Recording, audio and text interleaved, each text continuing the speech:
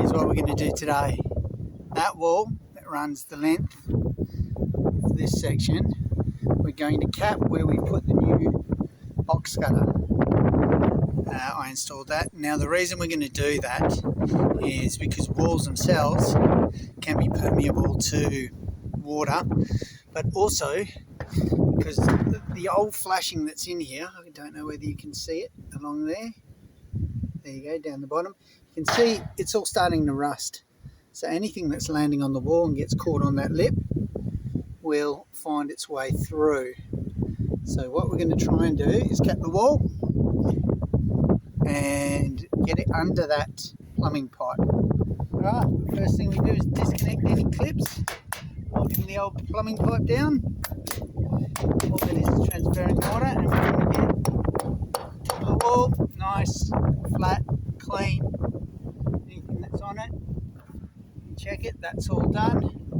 I did the others earlier. So now we'll get on to cutting the capping. So I'm just capping the end of the wall.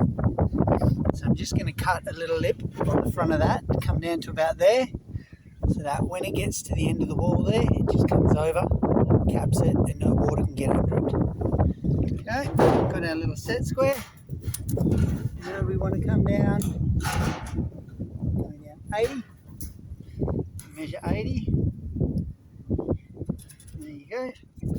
Quickly, this side, this side, this side. All I've done is I've squared that off 80. I'm just going to cut this down like that, and this one across there, and then just cut up those two sides, bend it over so that we've got an end. On the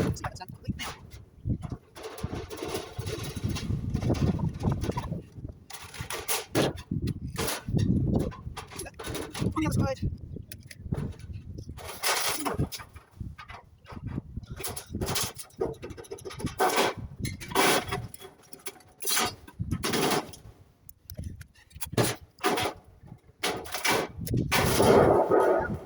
Like I said, get that, and we'll bend it down once it's on there. Alright, let's get it installed quickly, eh?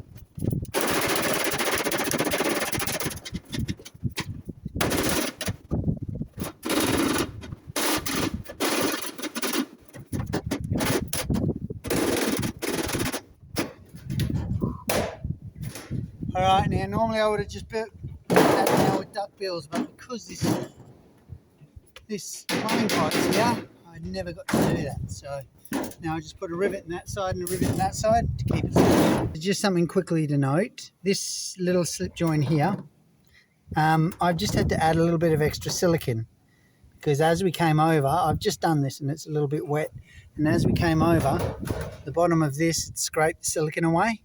So just be aware of that if you're doing these and you're putting them on after the silicone's a little wet. Just keep an eye on your slip joints.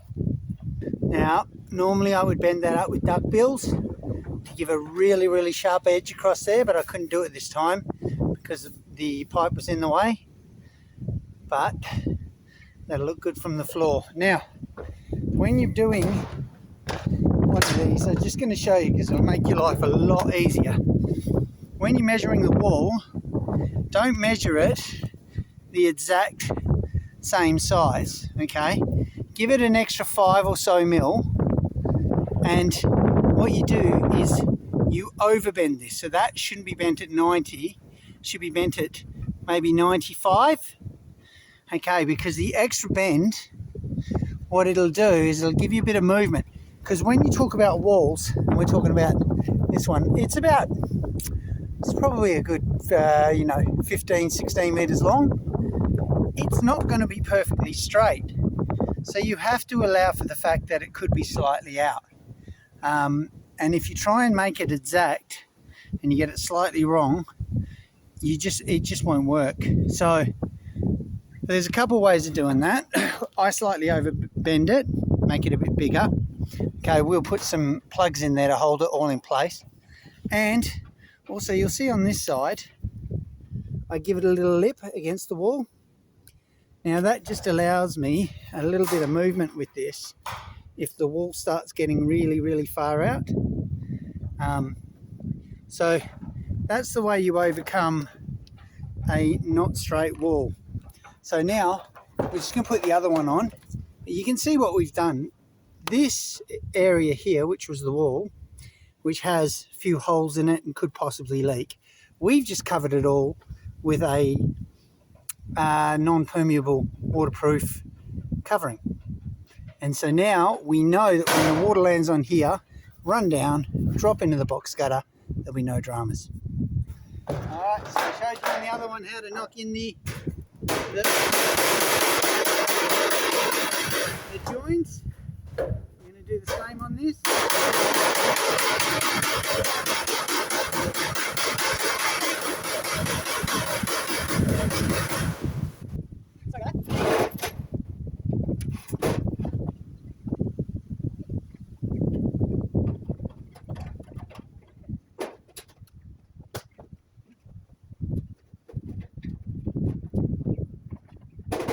This side, don't know whether you can see, I've just done a little cut there. That just fits on there. See how we've knocked it in? That now fits beautifully. Run a little bit of silicone across there. Okay, and this is where it's going to stop. This is where the leaks have been happening. I'll close off this section, that section right there, and it'll just be a matter of then putting in some plugs, but I'll probably put the plugs in first, to be honest.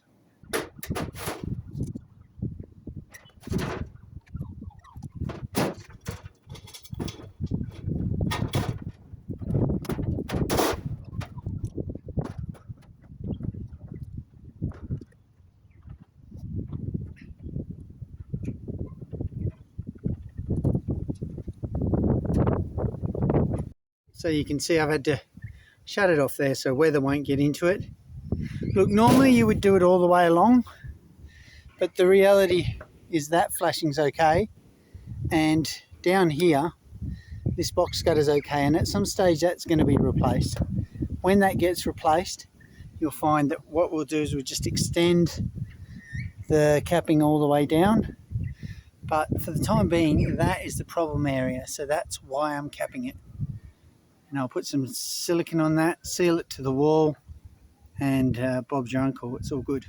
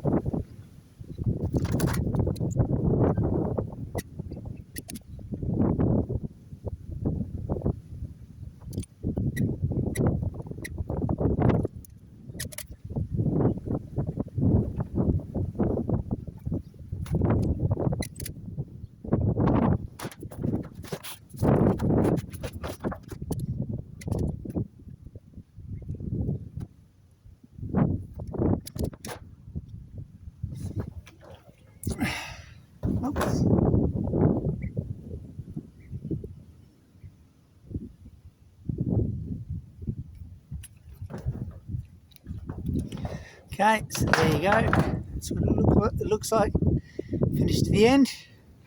We put a couple of plugs in it up the top and some down the side, and you are all done. That's how easy capping is. Seriously, it's not a difficult job.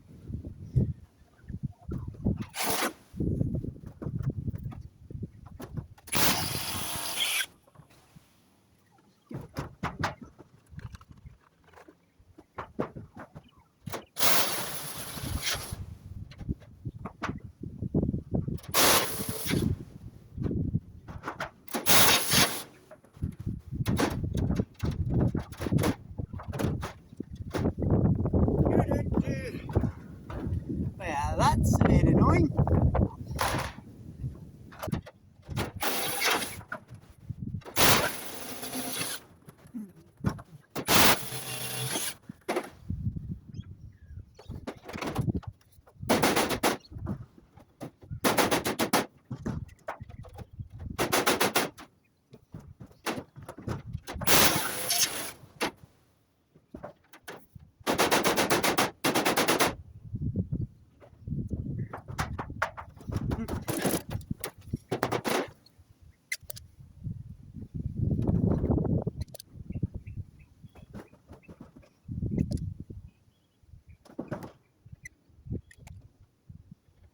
Alright, there you have it. Capping is done. So, look, capping's quite easy. The main thing about it is you have to get the measuring right. Okay, don't try and make it the exact size of the wall. Make it a little bit bigger and overbend it. And then it's just a matter of joining it and making sure that you plug it in well. Alright, well, give it a go yourself. If you liked what you've seen, please subscribe. It helps me immensely. And yeah, give it a go. Thanks, fellas. Bye.